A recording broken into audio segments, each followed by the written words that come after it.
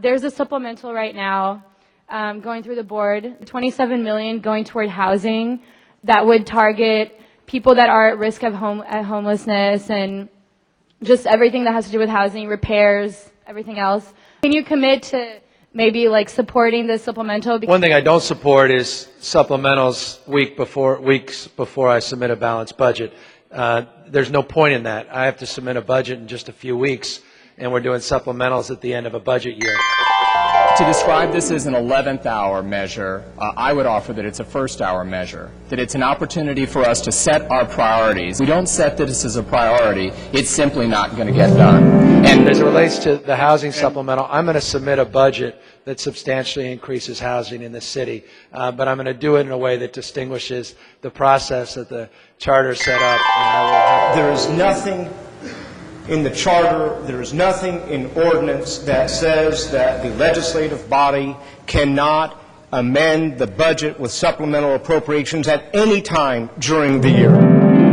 I've been in elected office 11 years. I've never seen anything like that. Usually it's done in concert and collaboration with the mayor's office. These supplementals, sadly, were not.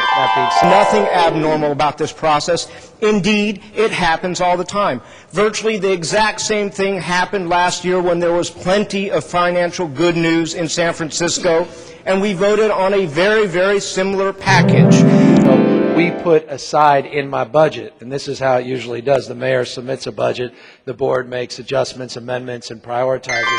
We forget that the whole supplemental process last year was started by Mayor Newsom when he had Supervisor Ma introduce a $16.5 million supplemental appropriation for public safety. The mayor also introduced a $25 million supplemental appropriation to expedite the general hospital rebuild. What San Francisco needs is affordable housing for so many different groups. Have you seen what these housing lists look like? Have you seen what the competition is when there are these precious few units that become available and hundreds, if not thousands of people apply for these things? I don't know if you know this, but the latest numbers bear some fruits. We have a 28% reduction in African Americans in our foster care system, 17% reduction overall. We're seeing a 50% decline in instances of It's not like there isn't an elephant in the room around this issue. This is the issue.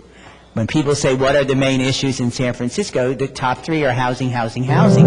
Because tell me a little bit about yourselves. Where are you from, and what motivates you?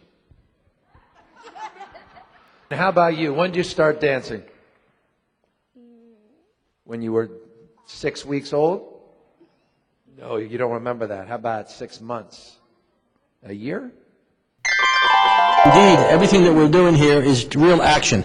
It's not press conferences, it's not photo opportunities, it's not vacuous speeches that amount to nothing. When you look later on, you find that all the promises amounted to zip, zero, naught, nothing.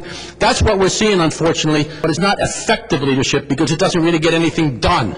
Effective leadership is getting something done without seeking the headlines, without seeking the celebrity status, and this body has had to be the leading body, the leading portion of this city government for the last few years, and I'm really proud to be part of it because... Okay, you have a question? How come the Boys and Girls Club, how come it's the Boys and Girls Club, not the Girls and Boys Club? What about that? What's up with that? Margaret, what's up with that? That's a good idea. On this board now, this is my 7th year. We have balanced the budget every time. We have a healthy reserve. We have a superlative bond rating. We can afford to do this. Our fiscal people know that. Our controller knows that. The mayor knows that. And let me say, coming along with alarmist nonsense that every department now has to reduce their budget by 3% when it is absolutely not true is irresponsible, and all of us here at the Board of Supervisors know that. So why don't we vote this thing? Let's vote it up. Let's do what we were sent to office to do. 65% of the voters in San Francisco agreed with it because they voted for the Prop A bonds.